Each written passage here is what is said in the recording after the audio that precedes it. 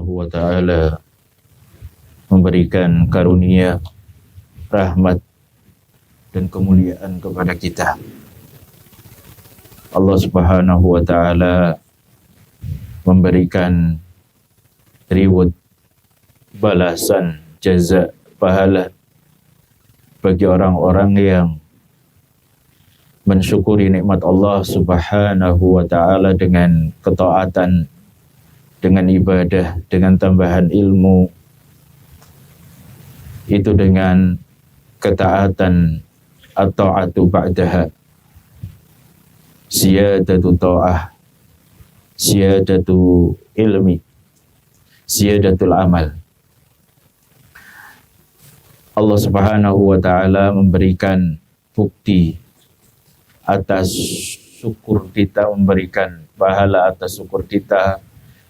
Sebagai bukti syukur kita diterima oleh Allah Subhanahu wa ta'ala adalah dengan tambahan ilmu, tambahan amal, dan tambahan ketaatan kepada Allah Subhanahu wa ta'ala.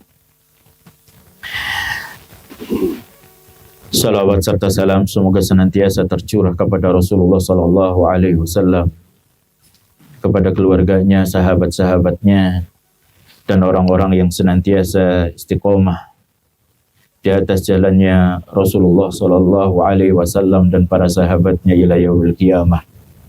Ikhwah wal akhwat,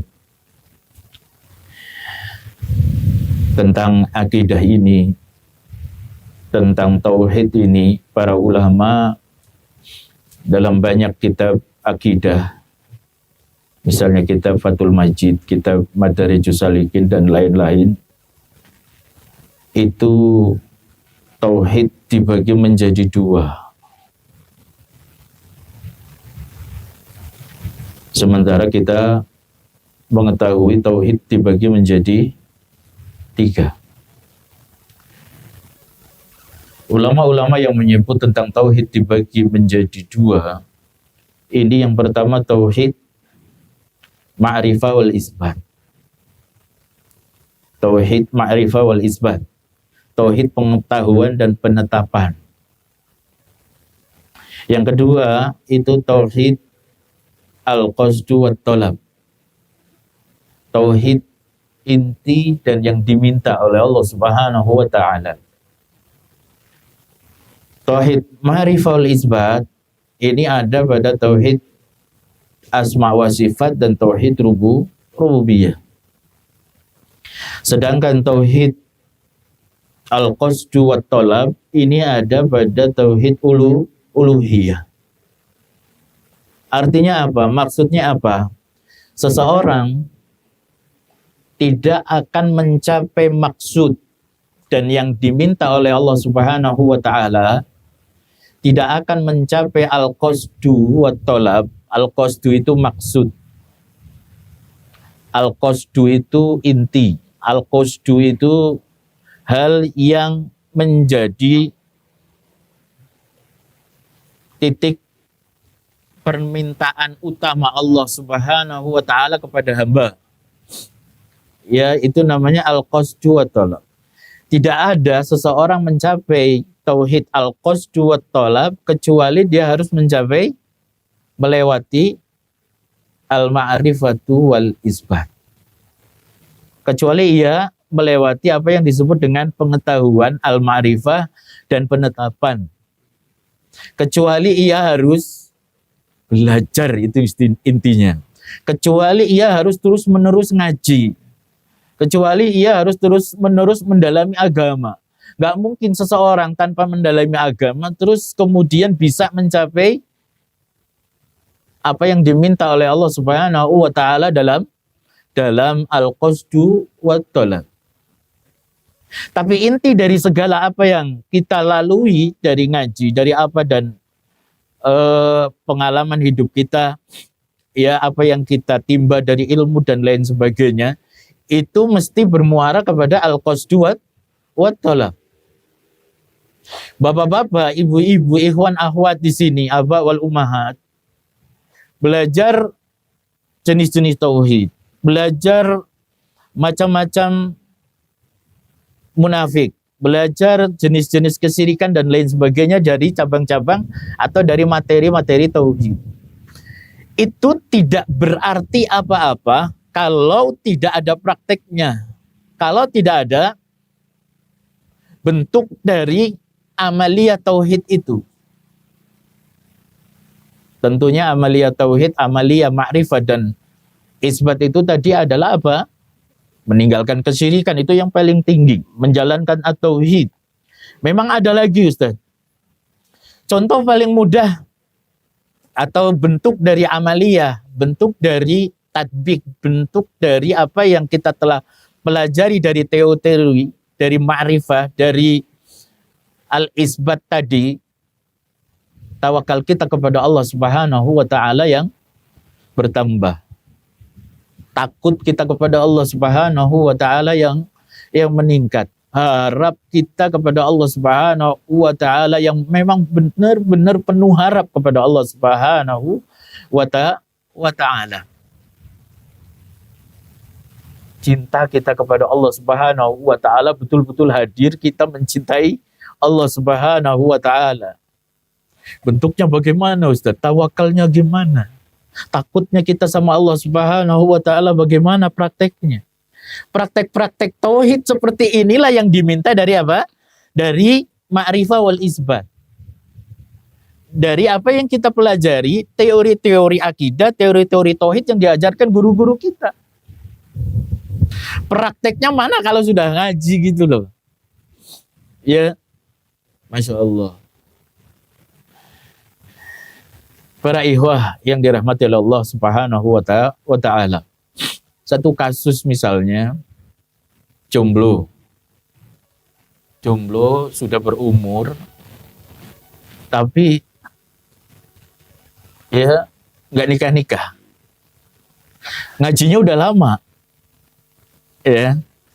Kalau mau nikah, mau ngelamar, mau nazar, mau dijodohin, kayak ada rasa khawatir.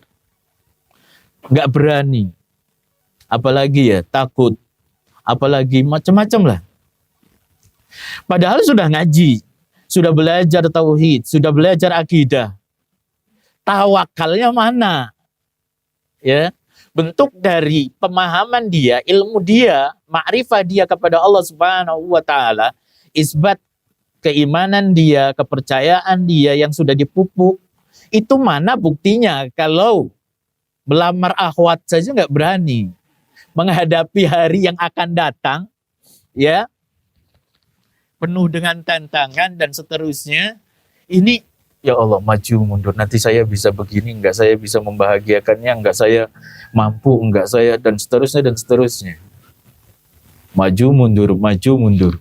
Kayak orang usaha juga, ya, kayak orang usaha. Nanti gimana, yang dipikirin resiko terus, akhirnya nggak jadi usaha. Ya wacana terus. Tawakalnya mana kepada Allah Subhanahu wa ta'ala. Yang paling sering terjadi, kita semua sudah belajar tentang tatoyur. Tatoyur ada ya, tahu ya tatoyur.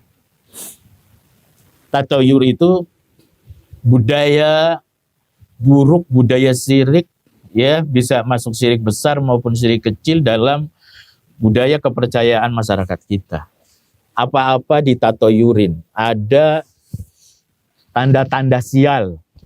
Barangkali yang belum pernah melewati bab tatoyur ini, larangan tatoyur ini, larangan-larangan yang dilarang oleh Allah dan Rasulullah Sallallahu Alaihi Wasallam, ya, yang diakibatkan atau disebabkan kepercayaan salah mereka terhadap fenomena apa? Fenomena alam, ya, baik waktu,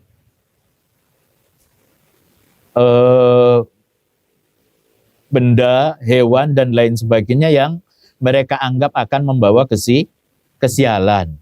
Ini tatoyur.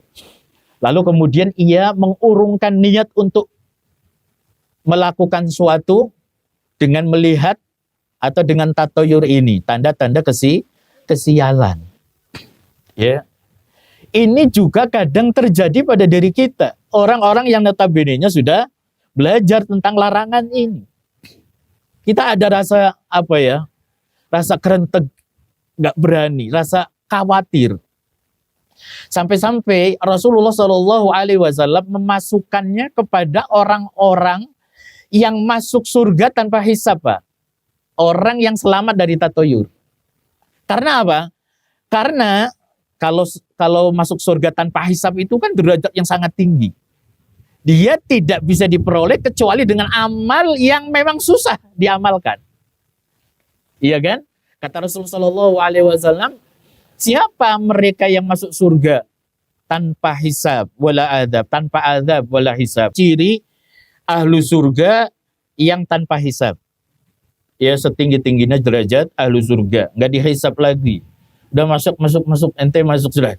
Lu udah nggak pakai timbang-timbangan, nggak pakai apa, hitung-hitungan, udah masuk. Masya Allah. Ya, kayak istri soleha, ibu-ibu, Masya Allah tadi ya dikatakan udkhuli jannata fi ayyi abwabin syi'ti, kata Rasulullah sallallahu alaihi wasallam. Masuk surga, ibu-ibu soleha. Pilih surga mana yang engkau kehendaki, dari pintu mana yang engkau kehendaki. Memang syaratnya berat juga. Tadi sudah ya Ustadz Ali Bukti ceritakan ya, syaratnya berat juga. Masya Allah. Sholat 5 waktu, gampang Ustadz. Puasa Ramadan, aman Ustadz. Iya. Menjaga kehormatan, ya, harta dan dirinya, gampang Ustadz. Yang keempat yang agak susah ibu-ibu ya. Mentaati suaminya. Susah itu Bu, Pak. Ya apalagi terhadap sesuatu yang ia tidak senangi. Waduh, susah. Susah Ustaz. Ya. Kata istri anak, kecuali itu. Semuanya boleh, kecuali itu. Itu apa? Masya Allah. Para ikhwah, ya, mereka itu orang-orang yang tidak minta ruqyah. Itu yang pertama. Minta ruqyah itu boleh, Pak. Tapi kenapa? Dalam hadis ini jadi ciri orang yang masuk surga tanpa hisab. Karena susah memang diamalkan. Antum kalau sakit, ya mau nggak mau minta diobatin. Tapi orang ini nggak mau. Sampai ulama hilaf, ya mana ya kalau sakit lainnya selain ruqyah ini dia minta obat, mana yang afdol, minta berobat atau sabar dengan sakitnya? Sampai ada yang bersabar dengan sakitnya dan dia masuk surga. Ditentukan oleh Rasul Shallallahu Alaihi Wasallam dan kamu nanti masuk surga. Pilih mana? Perempuan yang sakit ayan. Dengar ya, pernah ingat ya. Kamu sabar atau saya obati atau saya doakan. Saya bersabar Rasulullah. Ya. Mana yang paling afdol? Yang berobat atau yang bersabar dengan sakit? Yang kedua juga, yak tahun itu berobat. Ya, berobat dengan kai. Di apa namanya kalau bahasa Jawanya itu diselomot. Apa bahasa sininya? Disolder. Iya.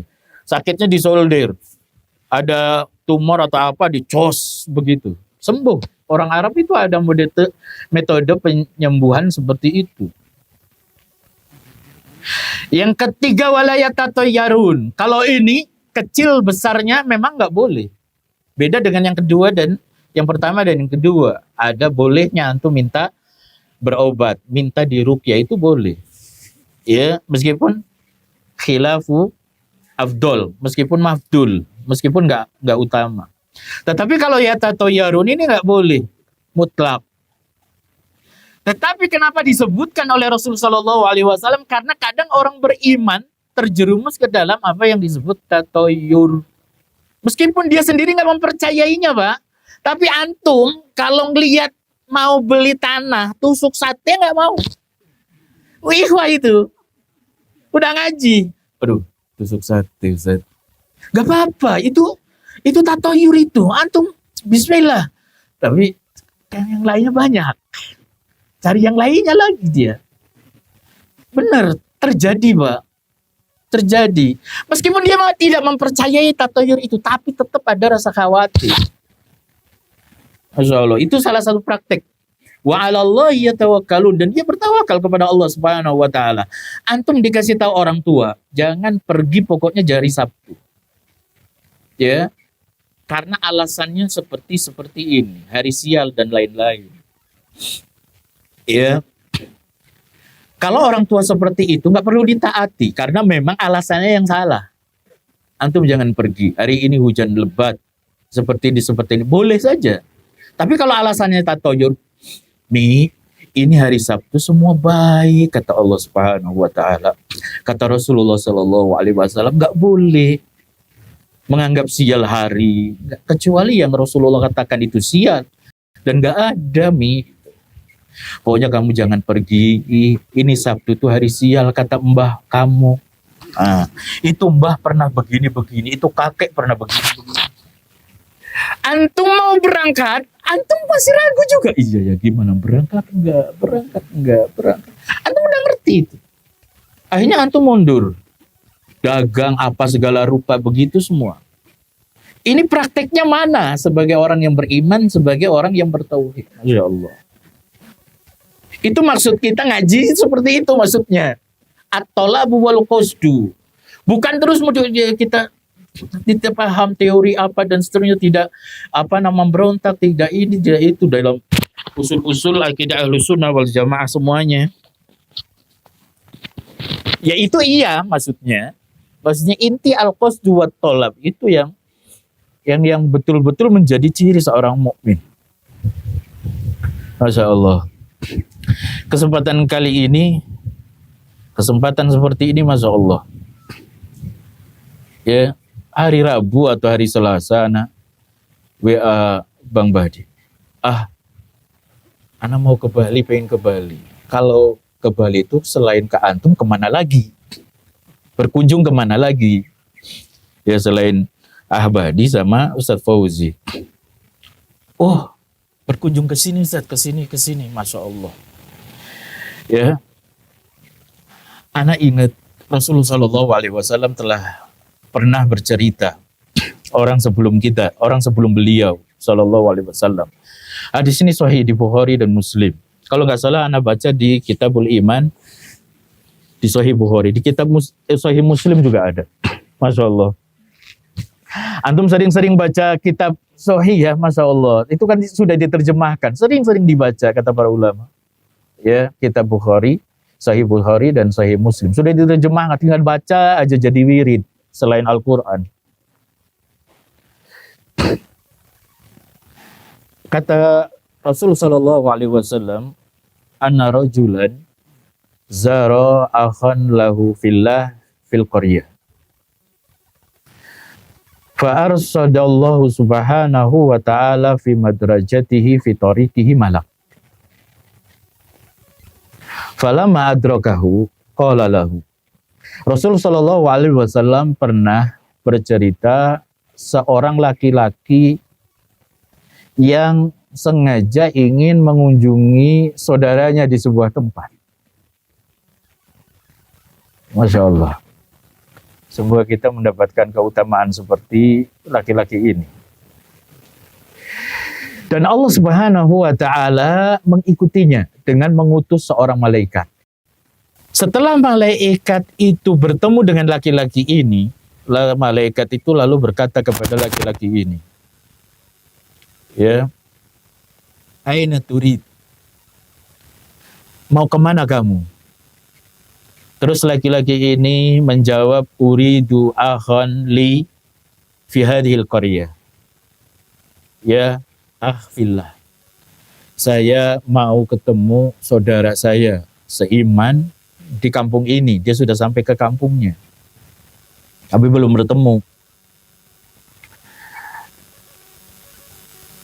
Terus malaikat bertanya lagi, halaka min hajjah, halaka min ni'mah, hatta turiduhu, apakah hatta turidahu, apakah engkau mempunyai hajat, mempunyai satu nikmat yang engkau inginkan dari laki-laki tersebut, saudaramu, sampai engkau harus mengunjunginya? Jawaban laki-laki kira-kira apa ini? Jawaban rojul ini kira-kira apa? Katanya, lah, nggak ada. Dia nggak tahu itu malaikat. Jawabannya Masya Allah. Ya, illa annani ahbabtuhu fillah. Enggak. Saya cuman mengunjungi beliau karena cinta kepada dirinya di jalan Allah Subhanahu wa ta'ala. Masya Allah. Karena cinta saja kepada Allah Subhanahu wa ta'ala, di jalan Allah Subhanahu wa ta'ala, mahabba fillah. Coba kalau kita berkunjung ke tempat teman kita, kira-kira apa yang kita inginkan dari teman kita? Ada yang sekedar ujuk-ujuk bertamu, tumben kesini. Iya, nggak ada apa-apa kok, pengen mampir aja. Jarang kayaknya kayak gitu. Tumben baik-baik sama saya, main ke sini, ada apa? Pinjam duit. Ya, ini Masya Allah, insya Allah pekan depan anak saya masuk pesantren, gimana? Ada pinjaman apa? Biasanya kita seperti itu. Kalau kita bertamu ke teman kita, saudara kita villa, itu mesti ada hajat dulu baru kita bertamu. Orang ini nggak kayak gitu, Pak. Gak ada hajat apa-apa, bertamu saja, berkunjung saja. Maksudnya apa? Pengen tahu aja keadaannya bagaimana, kondisinya bagaimana, keluarganya bagaimana, aman, terpenuhi kebutuhannya apa tidak. Seperti itu saja. Dan yang bikin terenyuh ya, bikin apa yang dikatakan malaikat ini kepada dirinya. Ya. Dan kemudian malaikat itu berkata, qala wallahi ini Rasulullah ilaikum. Saya ini demi Allah utusan Allah kepadamu. Wa anni ukhbiruka annallaha subhanahu wa ta'ala yuhibbuk kama ahbabtahu fillah. Sungguh aku kabarkan kepadamu, sesungguhnya Allah Subhanahu wa ta'ala telah mencintaimu sebagaimana engkau mencintai saudaramu itu karena Allah Subhanahu wa ta'ala. Masya Allah. Derajat apalagi kalau antum didatangi seseorang yang seseorang itu, dan itu mungkin sudah nggak ada lagi, mengabarkan Allah telah mencintaimu. Datang mengabarkan kepadamu, kepada engkau, kepada antum semuanya itu, terus kemudian orang itu mengatakan, orang ini utusan Allah yang terpercaya, memang diutus oleh Allah Subhanahu wa ta'ala, dan dia mengatakan, Ahmad, Allah telah mencintaimu. Masya Allah. Dikabarkan oleh Allah Subhanahu wa ta'ala lewat utusan ini, Allah telah mencintainya. Ya, sampai para pensarah hadis itu menyebutkan betapa tingginya, betapa azimnya ya fadilah orang yang mencintai saudaranya karena Allah Subhanahu wa ta'ala. Masya Allah, agung sekali. Pahalanya nggak kira-kira, Pak. Dicintai oleh Allah Subhanahu wa ta'ala. Kalau antum dicintai oleh Allah Subhanahu wa ta'ala, gimana coba? Masya Allah. Yang jomblo ini dikabarkan sama temennya lagi naksir akhwat, ya, akhwat Zainab. Antum kemarin ana dengar dari temannya Zainab, itu antum yang diinginkan Zainab. Zainab mengharapkan antum menikahinya, katanya dia sudah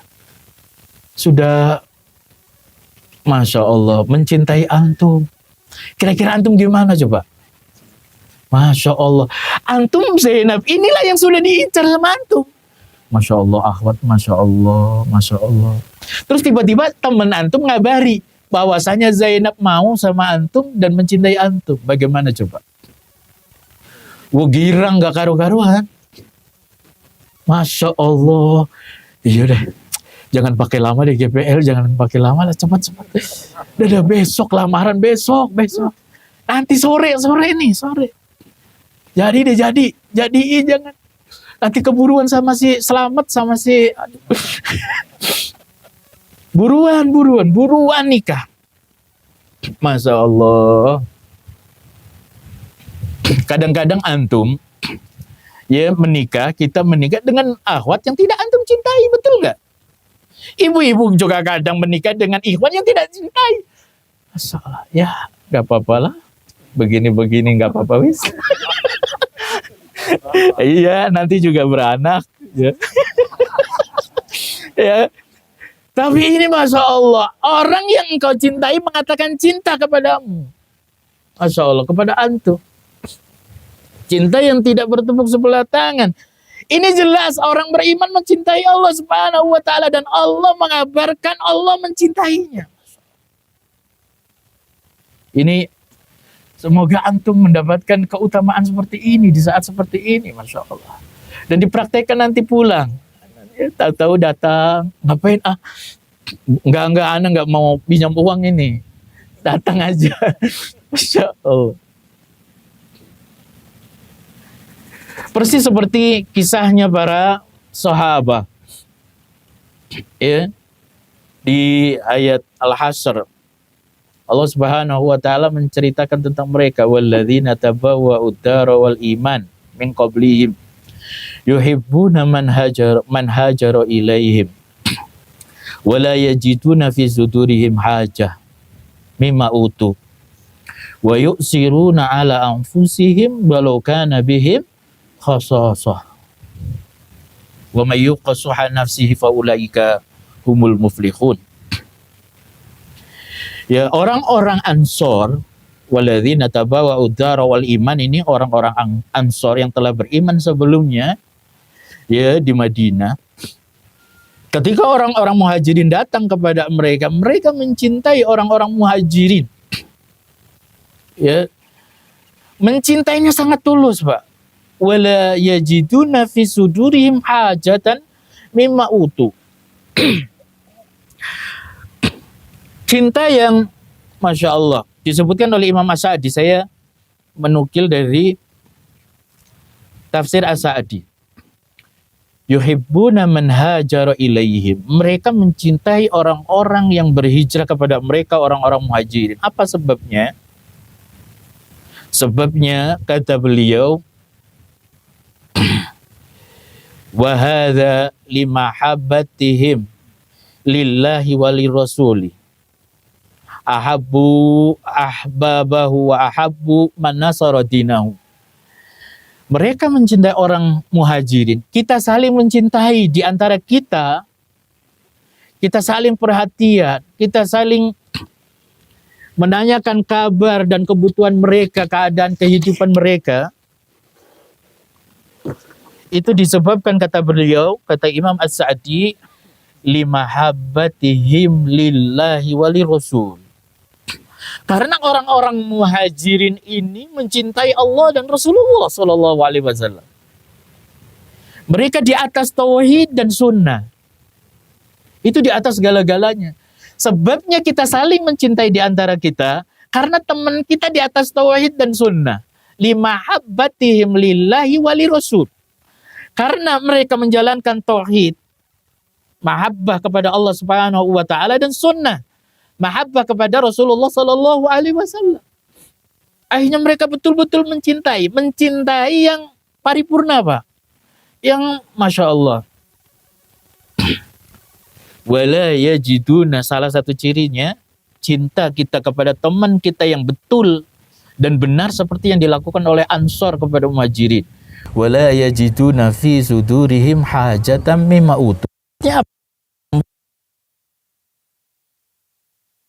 Aja mereka tafsirkan, orang-orang Ansor ini tidak hasad sedikit pun terhadap Muhajirin, dan keutamaan yang Allah berikan kepada mereka melebihi keutamaan Ansor. Dan fix Muhajirin itu lebih utama dari Ansor, Pak. Disebutkan dalam tafsir, disebutkan oleh Imam As-Sa'di. Ya. Dikarenakan penyebutan muhajirin sebelum ansor, salah satunya. Dikarenakan mereka membela Rasulullah SAW dengan meninggalkan seluruh harta mereka. Ada yang kayak gitu? Jarang Pak, kita pun nggak mampu. Meninggalkan apa? Mereka disarati pergi dan hijrah ke Madinah, meninggalkan apa yang mereka punya. Betul nggak? Rumah, harta, hanya pakaian yang bisa bawa. Masya Allah.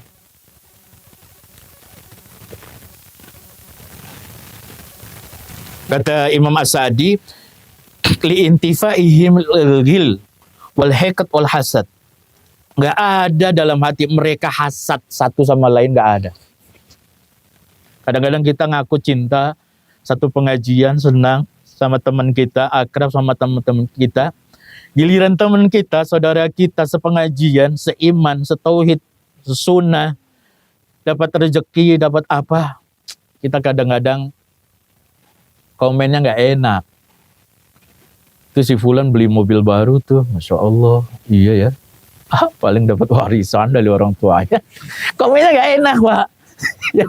Masya Allah sih, Masya Allah, tapi nggak komennya. Iya, warisan itu warisan. Kan nggak enak ya, miring. Masya Allah. Itu inilah biasa. Biasa apa? Ya objek-objek, lobi-lobi. Nggak enak pokoknya. Ada yang kayak gitu, ada. Ya, kalau kita nggak ada, kalau di sini mah nggak ada, insya Allah. Kita ikut senang. Ya, kapan-kapan aneh nebeng ya. Ikut senang. Siap. Nah, temennya mah, ya antum nggak minta anak tebengin. Ya, Masya Allah. Para ikhwah yang dirahmati Allah Subhanahu wa Ta'ala, ya. Yang kedua, yang menjadi ciri cinta Ansor kepada Muhajirin, mahabbah fillah di antara mereka, wa yu'siruna ala anfusihim walau kana bihim khasasah. Ini susah lagi, Pak. Mereka ya mendahulukan orang-orang Muhajirin daripada diri mereka sendiri. Meskipun mereka dalam keadaan kurang, Pak. Ini ayat asbabun nuzulnya itu orang Ansor kedatangan Muhajirin. Dikasih makan, dikasih biasa jamuan. Ternyata orang Ansor ini lapar bersama anak dan istrinya. Ya, tidur malam itu dalam keadaan lapar, dirinya, anak dan istrinya. Setelah menjamu orang Muhajirin. Ibarat kita ayam satu-satunya, ya kita sembelih, ya beras tinggal 2 kilo, 1 kilo dimasak, dihabisin sama orang Muhajirin. Ini bawa anak banyak, ya. Masya Allah. Antum kalau bertamu bawa anak semua sudah. Pas jam makan siang, Masya Allah. Itu antum ngomel betul. Kalau kita mah ngomel, ya Allah, anaknya dibawa semua. Aduh, gimana? Iya, Abi kan ngundang bapaknya doang. Ya tapi gimana, Mi? Ya udah datang gimana? Aduh, ya kan nggak enak lah pokoknya kita mah kalau begitu komennya, Masya Allah. Kalau ini nggak pakai komen, nggak pakai apa, udah. Mi sabar, Mi, bismillah. Kasihan mereka baru datang, ya dari jauh-jauh. Ya, kita sembelihin, kita makan. Ya kita apa, Bang? Kita besok ada lagi deh. Masya Allah. Istri yang soleha, iya Bang. Kalau istri yang nggak soleha gimana coba komentarnya? Abang gimana sih Bang? Anak-anak gimana? Tuh besok gimana? Bang, jangan begitu banget lah Bang. Aduh, ngomel. Di sini bukan, di sini nggak ada. Ibu-ibu di sini nggak ada. So, Masya Allah. Wa yusiruna ala anfusihim walau kana bihim. Ini susah, Pak. Masya Allah. Masya Allah.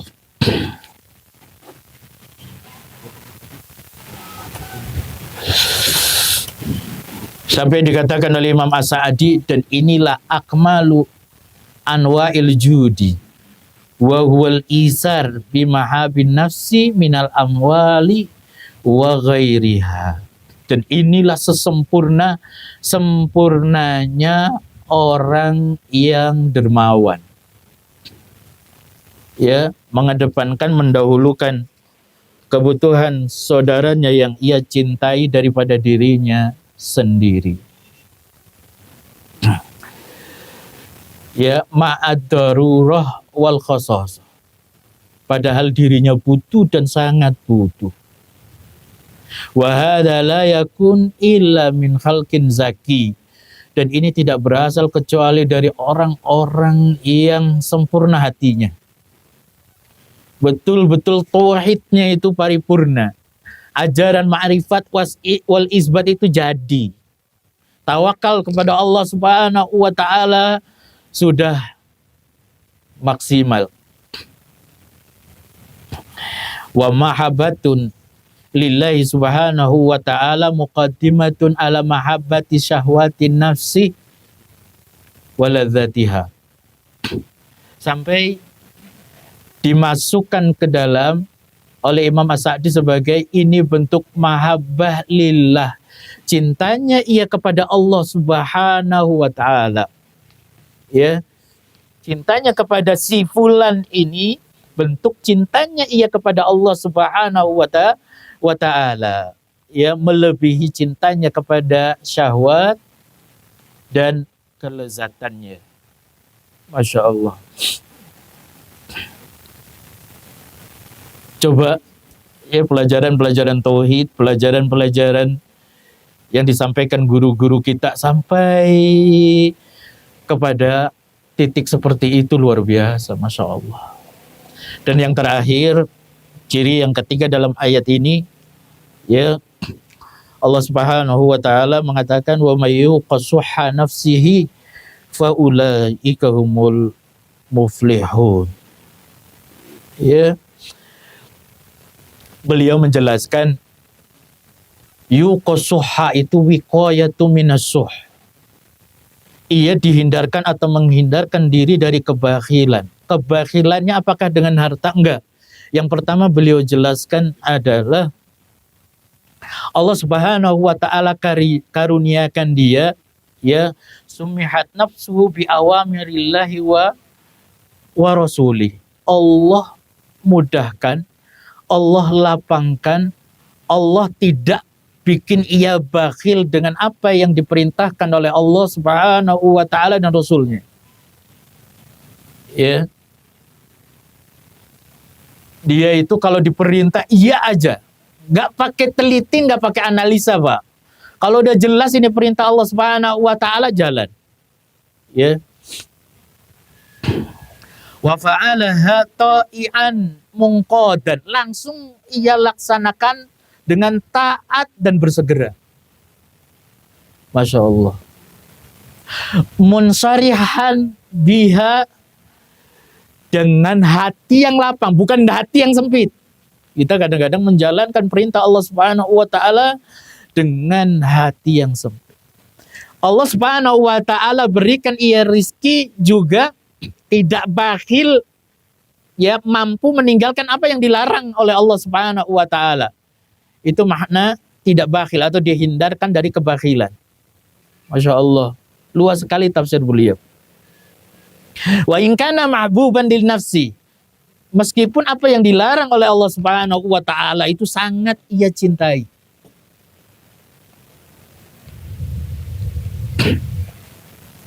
Dan yang berikutnya baru, dan ia tidak bakhil ketika ia mencurahkan, ketika ia mengorbankan hartanya di jalan Allah Subhanahu wa ta'ala. Orang-orang seperti inilah yang nanti akan Allah Subhanahu wa ta'ala beri al-falah wal fauz, kebahagiaan hakiki, kebahagiaan sejati. Fa amma man a'ta wattaqa wa saddaqa bil husna fasanuyassiruhu lil yusra. Sama Allah Subhanahu wa ta'ala berikan ia kebahagiaan hakiki. Al-yusra, kebahagiaan, kemudahan fit dunya, dan kemudahan dan kebahagiaan di akhirat. Masya Allah. Semoga kita bisa tentunya mendapatkan keutamaan-keutamaan yang diberikan oleh Allah Subhanahu wa taala kepada pemuda yang pertama, dan keutamaan yang diberikan oleh Allah Subhanahu wa taala kepada Ansar. Masya Allah. Dengan betul-betul menjalankan pelajaran ilmu yang disampaikan dari guru-guru kita. Tidaklah bukan kecuali kita harus amalkan, kita harus praktekkan al-qasdu wa talab, bukan hanya sekedar teori dan pengetahuan saja. Wallahu a'lam bishawab, wal afu minkum. Mudah-mudahan ini bermanfaat tentunya bagi saya, bagi bapak-bapak dan ibu-ibu juga insyaallah. Wa sallallahu ala nabiyyina Muhammad wa ala alihi wa sahbihi wasallam. Assalamualaikum warahmatullahi wabarakatuh.